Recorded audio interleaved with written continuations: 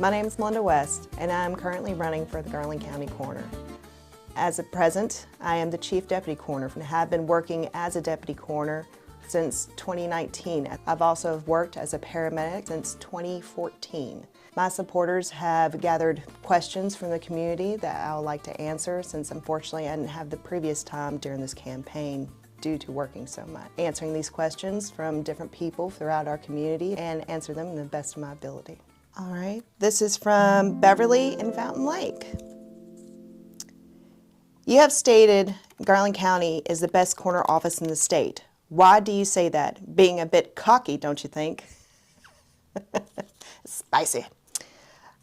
I never said that we were the best. I said we're one of the best coroner's offices in the state. And the reason why is actually because it's proven. We work very well with the Arkansas State Crime Lab, who also states this. We're probably actually one of the very few counties that work extremely well with our law enforcement agencies, and not just our local, but state as well. We are able to communicate with them, answer each other's questions, work hand in hand at times, doing each investigation that is critical to our determining our manner of death. Question number 2. Alrighty. Will from Garland County. In a traumatic or unexpected death, what resources do you have to help the family members? That is actually a very good question. In some cases, what I will do if it's something traumatic, especially if it's a suicide of a loved one, I will call our Garland County Sheriff's Office and ask for a clergy or someone to come out. If they have a preferred pastor or someone of a different religious background, I'll ask them, it's like, who are they? And let me see if I can't contact them or find them and bring them to them. Not everyone in this county are Christians. We actually have a very large Jewish population, but not only that, we also have Buddhists and other religions, and I will respect them and respect whatever religion they have. We need to respect people, but also we have to know how to read people and read their emotions. Question number 3. Robert in Piercy. Why doesn't the coroner office do all death certificates? Well, that's actually a very simple question and a very simple answer. It's actually the law. The Arkansas statute is actually the doctor's responsibility if they're under their care, especially over a certain amount of time. I'm not going to do a death certificate if I don't investigate it or see that person or see that body. One, it'll be unethical and immoral and a lie, and that is something I will never do. Next question. Randall from Hot Springs. How does the coroner office communicate with the crime lab and medical examiners? Do they communicate with every call that the office goes on? That's also a very good question, sir.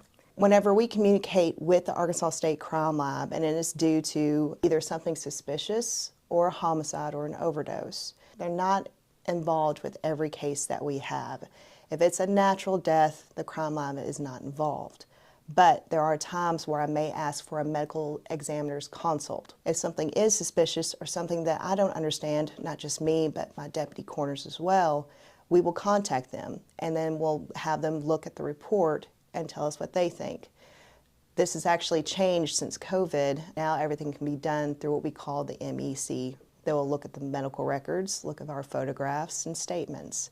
Some are still submitted for a full autopsy, but some, especially if it's extremely natural, they're not going to do a full autopsy. They'll just release it back to us. Next question.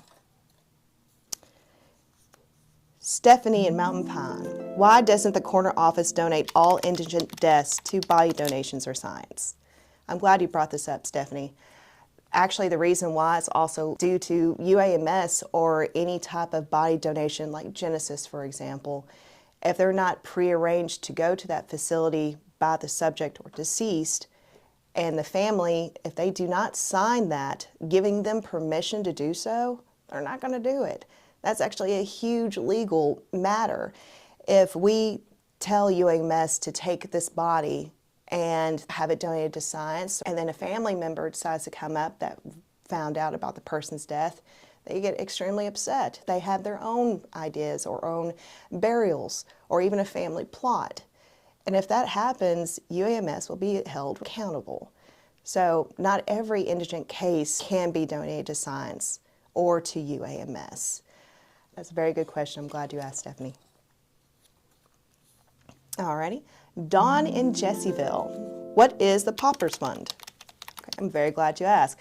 I've had many phone calls at the Garland County Coroner's Office thinking that this is some grant that other people can get. What the Paupers Fund is actually a tax. Everyone is taxed for it here in Garland County. That goes to the indigents. Those are people with no family whatsoever or completely abandoned by the family. And that will be a cost per person or per deceased. That is $500 for that body to be cremated. We still try to look for families, but unfortunately at times they do not want even the ashes, even when the county pays for them. We've tried to make changes, especially with hospitals, and so far we have been successful. Multiple years we've actually gone past the Paupers Fund, where we spent more and more money, and it may not even be due to someone that's a resident of Garland County.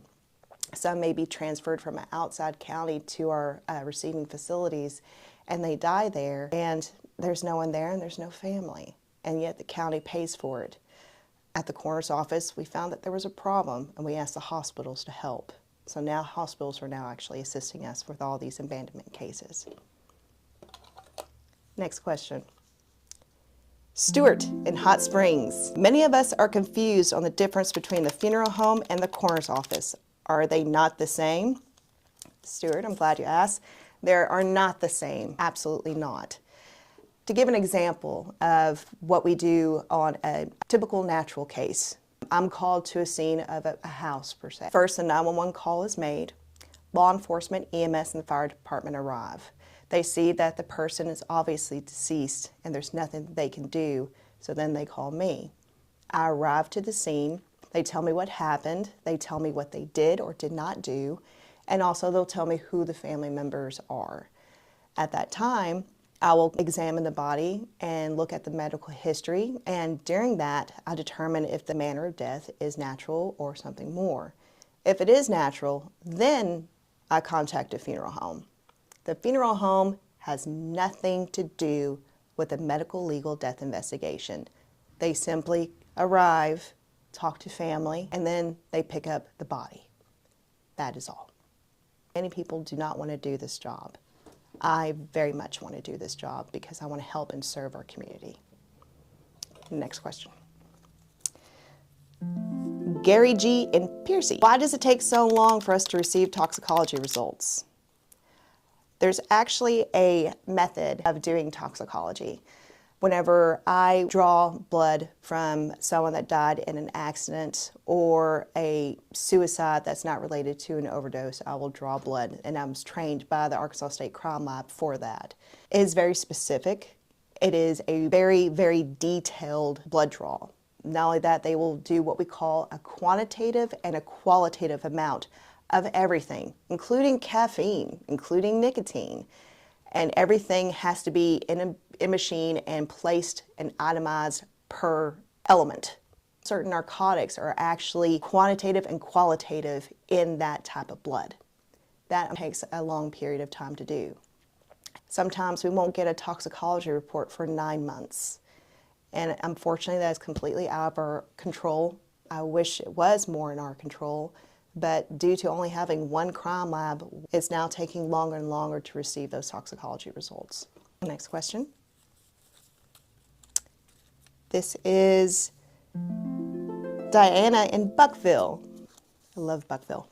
I see that our coroner's office carry a gun and now bulletproof vest. Is that really necessary? I hate to say it, but yes. And the reason why is because it's our safety. No, we do not arrest anybody. We do not do that. Why we carry a sidearm and why we wear bulletproof vests is purely for our safety. People are unpredictable when you go to these scenes. Some may be calm and some may be extremely violent. So we have to do this for our own safety. And that's the only reason why.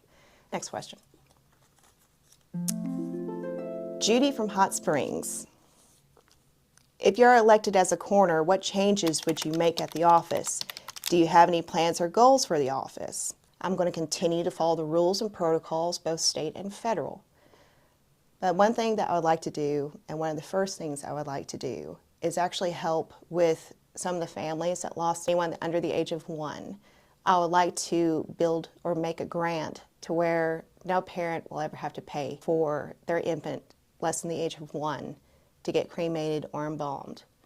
And it even help, if I can, if possible, tombstones, caskets. I want to help any mother or father that loses their child. Another plan that I have is to help with all of our indigents that we have. We have multiple ashes and cremations of people for many years. I would like to try and find a plot and a monument to them. I'll have to go to local communities or large cemeteries to help me with this, and also find the grants to help with the burial and with the monument itself. My main plan is to continue with the legacy. We are one of the best coroner offices in the state, and I want to continue that. And last question, Cora in Hot Springs. How do you find family members of the deceased if they are not at the scene? How do you tell them about their loved one's death? That is a great question. If someone is found at a scene or even on a highway and we are trying to locate family, we do have resources. One is actually going through our dispatch. If we have their driver's license, some of them may have an emergency contact with their phone number and their address. I'm going to try my best to make sure every family member is known face to face. In some rare cases, unfortunately, the only thing we have is a telephone number, and they have the right to know as soon as possible. My name is Melinda West, and I am currently the Chief Deputy Coroner here in Garland County. One of my favorite quotes, Angel of Life was talking to the Angel of Death. Angel of Life said, "Why do people love me and fear you more?" Angel of Death said, "Because you're a beautiful lie and I am the horrible truth." Unfortunately, the most truthful thing anyone can do is determine a cause of death. Some people don't like the answers. Some people even hate me for giving that truth. One thing that I want y'all to know, I will always be truthful because that's who I am. I'm honest, I am hardworking, and I'll always get you that truth. But I need your vote. I need your support. I want to continue the truth of the Garland County Coroner's Office. Elections end on March the 3rd. I hope to see you there.